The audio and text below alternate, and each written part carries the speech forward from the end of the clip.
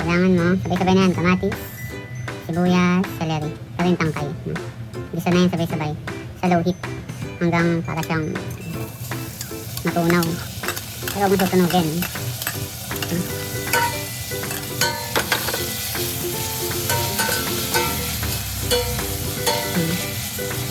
Gusto natin dyan ma-achieve yung para siyang halos siya labsak. Palamin tayo. Para siyang magka-caramelize na lang. Ayan. So, iwan mo na ano. So, ito yung sikreto ng masarap na sinigang. Simmer mo lang until maging mushy.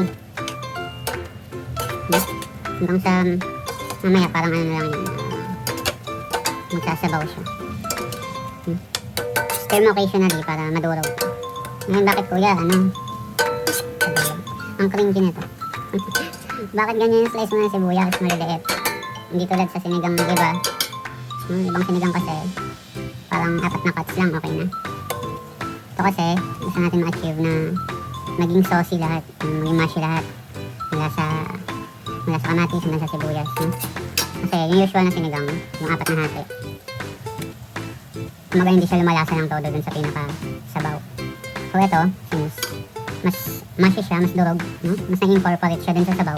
Mas sumasarap yung sabaw mo. So, depende sa inyo. Ito talaga yung sikreto ng masarap na sinigang. Balikan ulit natin yan. Pero konti lang.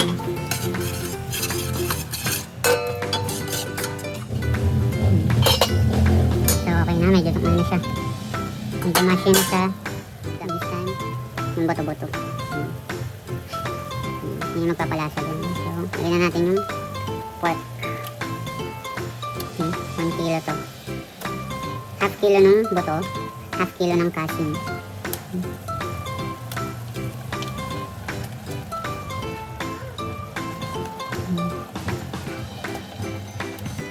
Lagyan natin.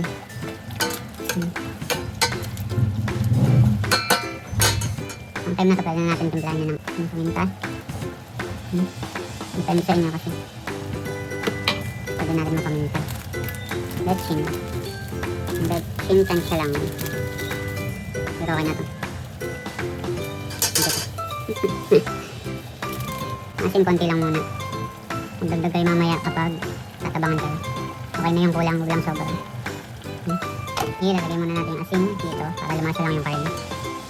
Yun yung purpose na ngayon muna. So, hindi pa siya for the whole ulam na. Lumasa.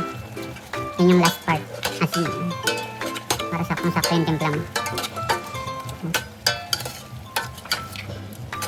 So, lagay tayo ng water. Enough para makover yung buong meat. Ayaw muna natin ng madaming water para hindi mas mabilis siya kumulo. Mas mabilis lumambot. Maglalagay ka ng madaming water kapag luto na yung karne. Ganyan. Unhigit yan. Malambot na yan.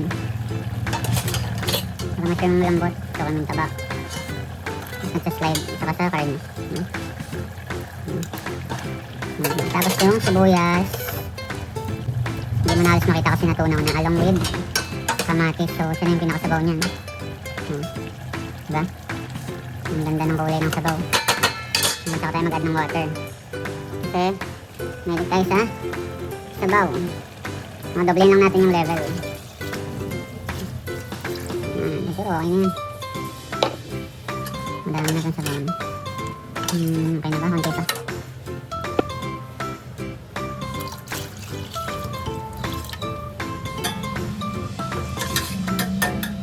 Kulo lang ulit. Pagkakulo, lagyan na natin yung labanos.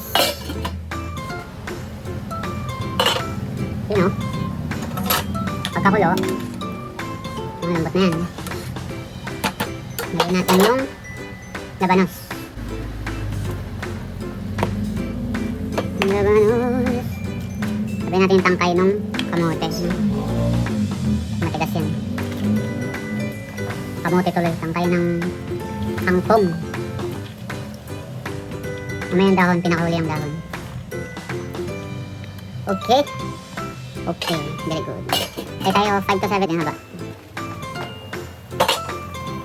Sige nga ba? Tapos, okra. 5 minutes. So, 5 minutes ulit siguro. 5 minutes ulit na banos, 5 minutes ulit ang okra. Sige nga ba? Pabalikan na lang. Sabihin, ang dami ng niluto!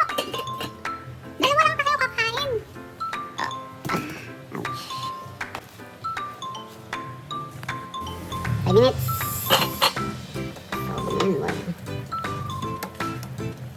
Ngayon. Timplahan natin. Kulang natin asin.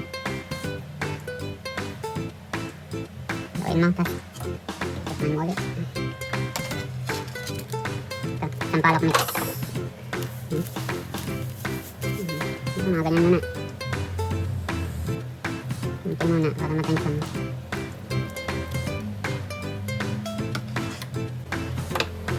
Ngayon, pag okay ka na sa timpla mo, hindi pa in-overcook. Sabay mo na yung angkong, saka yung celery. Sabay mo na, sinsabay lang naman yun. Parehas lang yan na dahon.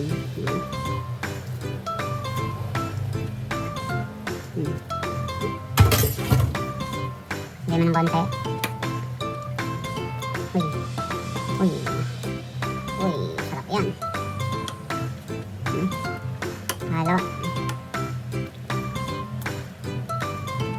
So, ba tayo may celery? Pampabango kasi yan. Saka pampa. Linamnam. Gusto mo naman sarap na sinigang. Buto-buto. Kamatis na sinimmer hanggang maging mushy. Tapos, celery. Panalo yan.